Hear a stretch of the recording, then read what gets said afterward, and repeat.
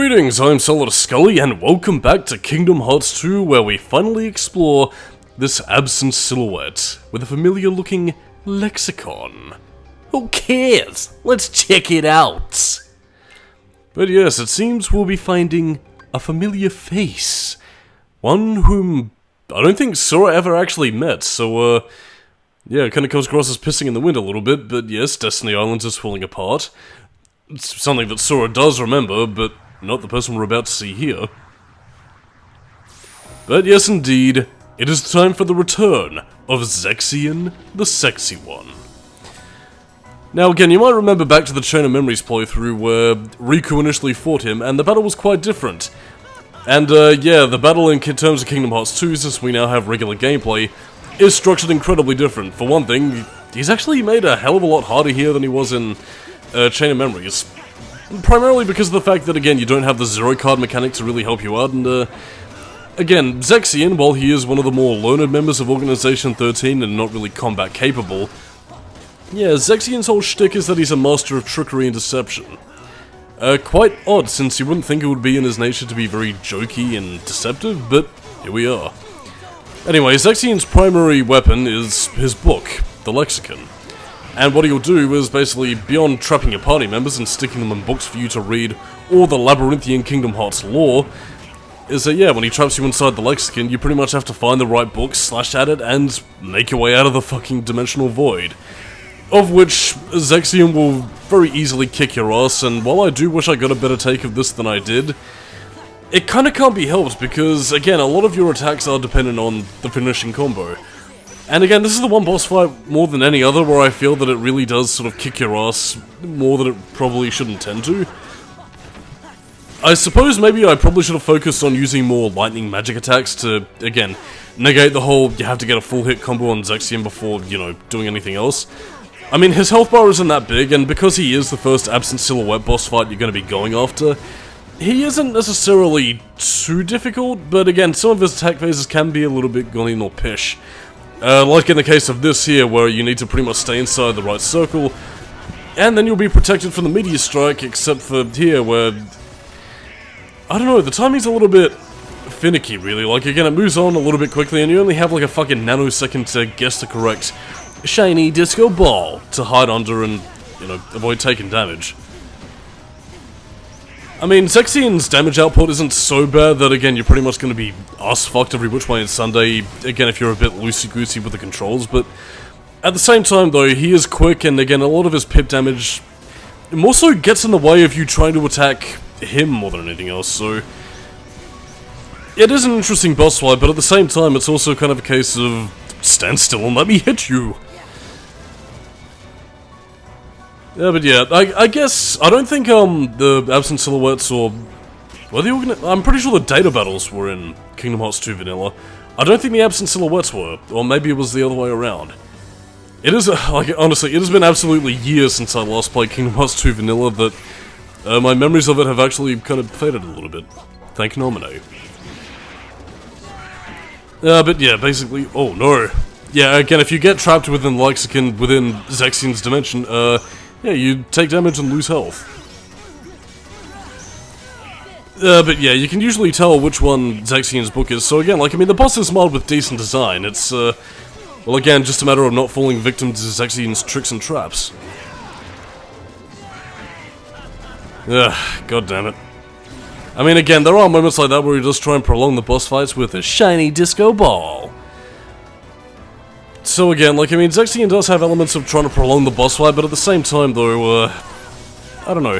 It's just a matter of being able to outfox him and just, you know, trying to get some good hits on him. I suppose I'd recommend focusing more on magic attacks if you can spare it.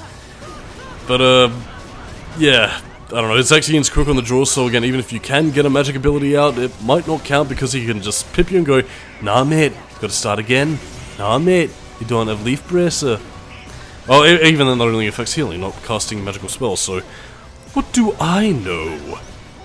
Well, here's something that I know. Zexion is dead, and thus we shall remain and make him dead. Come on. Ugh. Super long combo. No! The boss fight could have been over, but I should have used lightning. And now we have Antiform, which is just going to prolong things even further. Yeah, but there you go. Again, if you see the green stanky mist all over his book, then that means Zexian's been there. Because he ain't taking care of his books, he left it in a musty place. But yeah, Antiform is particularly bad here because, again, since a lot of these boss fights are, well, not necessarily dependent on reaction commands, but at least kind of require it for you to, again, get out of these situations, yeah, you're kind of trapped in here. Oh, look at that. Well, I mean, again, I will actually put a nice bit of attention to detail, because, again, like, the lexicon pages do actually account for your drive forms as well, even anti-forms, so... Again, there was a lot of nice details to this boss fight, but it's just kind of a shame that Zexian is prolonging his death, which happened by the hands of Akthol. Actually, I mean, technically the Riku replica from Chain of Memories, but it's neither here nor there in this case. Come on, stop delaying the inevitable, your death shall be soon, quite soon. Again, could have probably gotten a bit of a better take had I known what I was doing, but...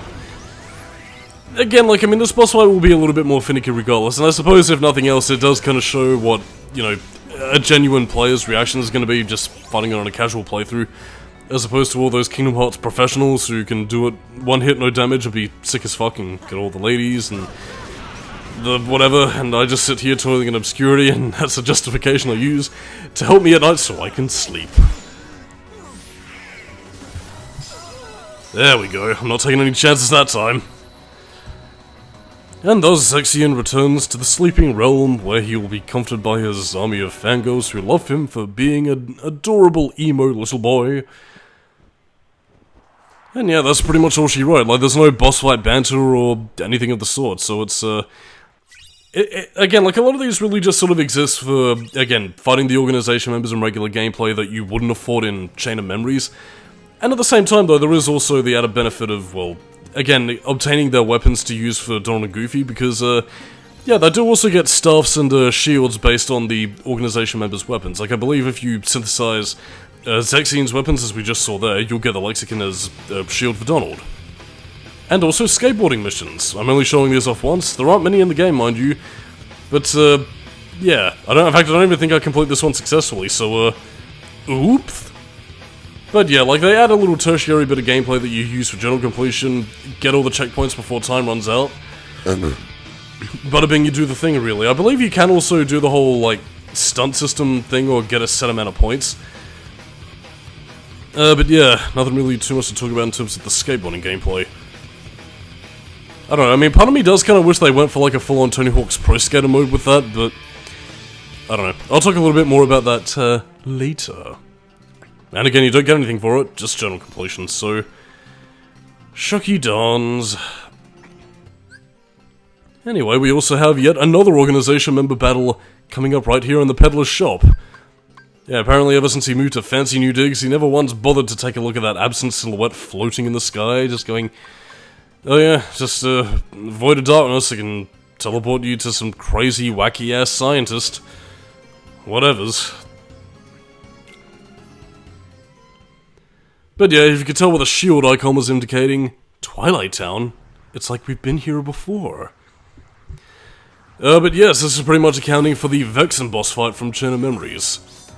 And I will say, well, again, it puts your skills to the test, obviously with regular gameplay, but much more manageable than it was in Chain of Memories, I'll say that much.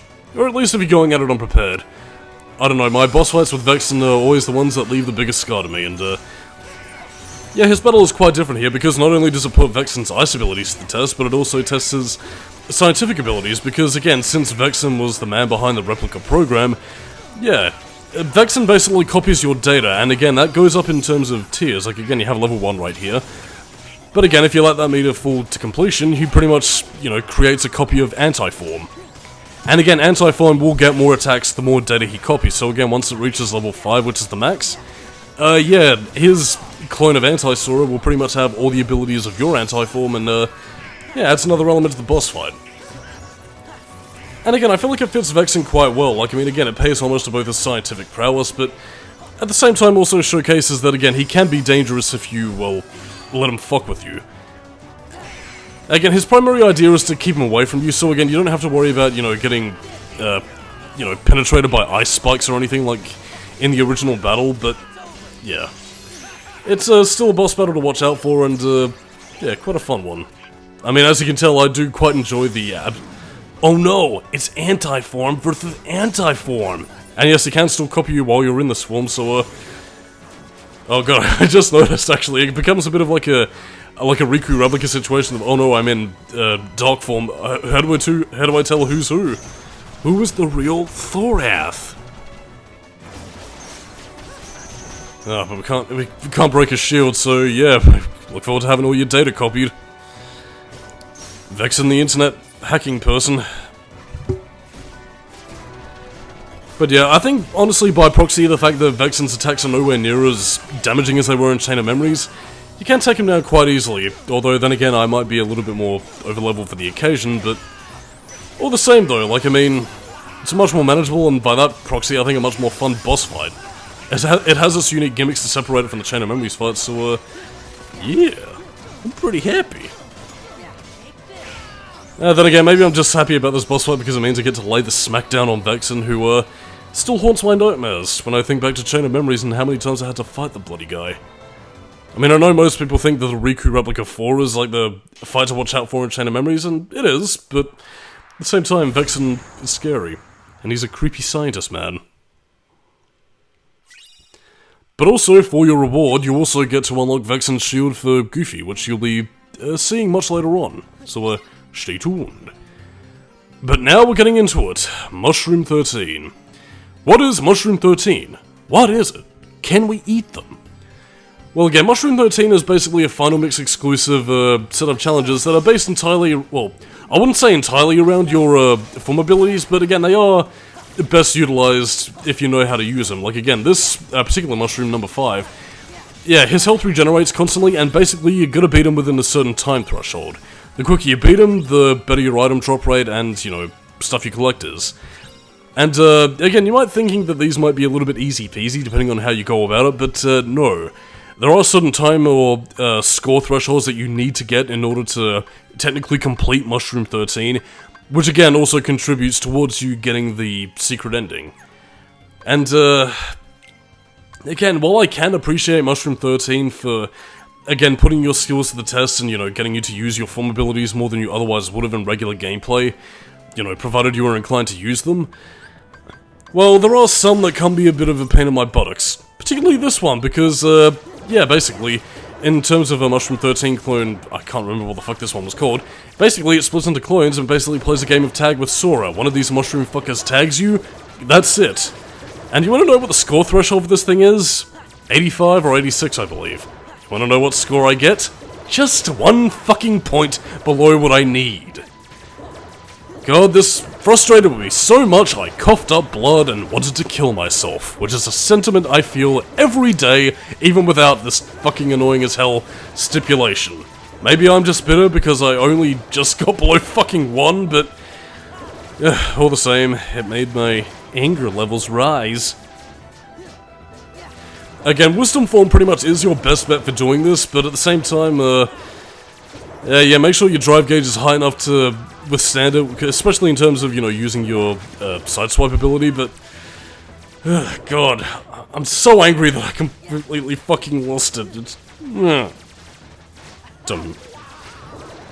I mean, I suppose it doesn't really help matters that your machine gun keyblade doesn't really quite have as much reach as you would otherwise think it would, or no, damage output is what I'm getting at here, but no! You fucking cunt! Fuck you! Fuck you!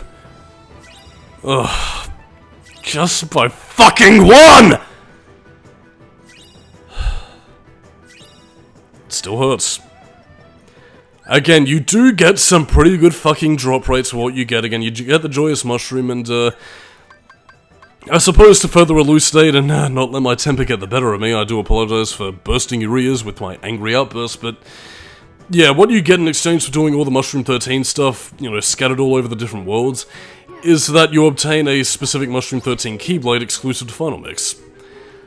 And I do apologize that I won't be showing it off, because again, I don't achieve the threshold because that takes a lot more effort than I otherwise care to give, and... to be perfectly honest, like, I mean, compared to the likes of the ultimate weapon, which we are going out of our way to get, I can't imagine that it would be anything really special besides, look at me, I did a thing with mushrooms. Whoopee, wacky, wahoo.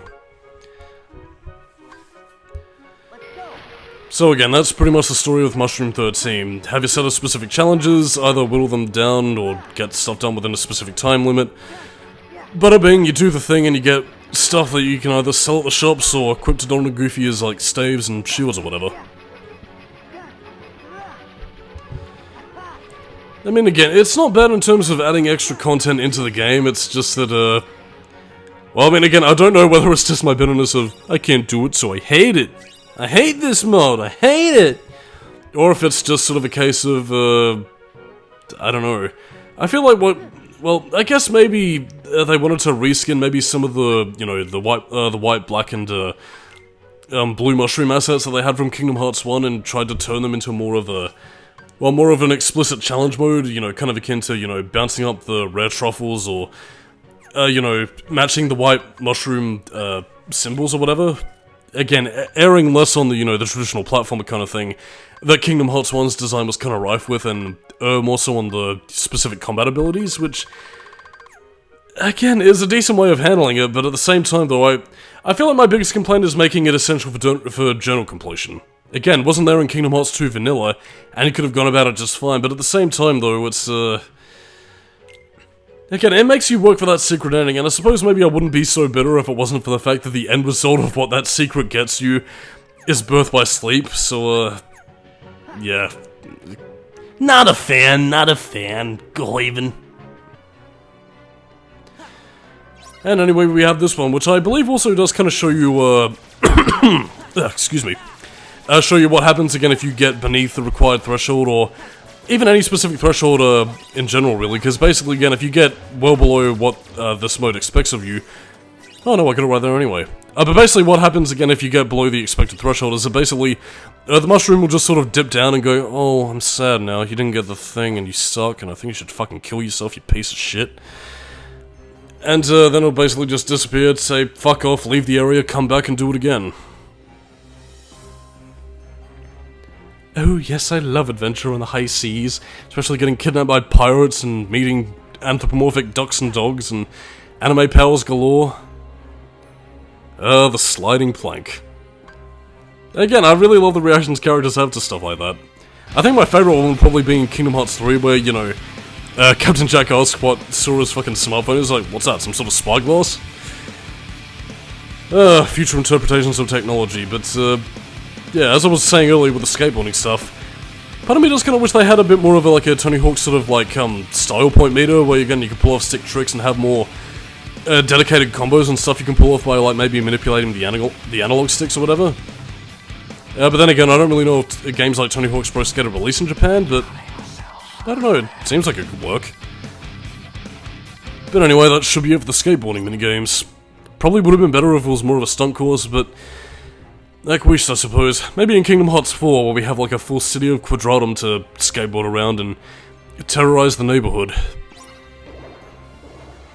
Now this might seem a little bit familiar, because they're basically reusing the Black, Belgrade or something? I forgot what the fucking name was, but basically, that like, Black Nocturne thing from Kingdom Hearts 1, you know, where you had to basically play a game of what was it called again? It was like that game of the 3 seashells.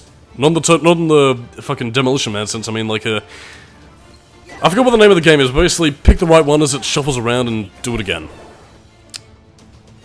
Yeah, it's been a while since I last commentated because my brain is fucking scattershot and I can't organise my thoughts together as well. Oh dear. But yeah, basically you need to pick it out, slash it down as fast as you can within the expected time limit, and you'll get goodies for your reward. So again, it does differentiate itself a little bit more from the one that we found in Deep Jungle, but oh dear, I failed, and then you get hurt. Yeah, I think if you fuck up too many times it does wind up disappearing, but as we might possibly be seeing here, I certainly hope not, but yeah.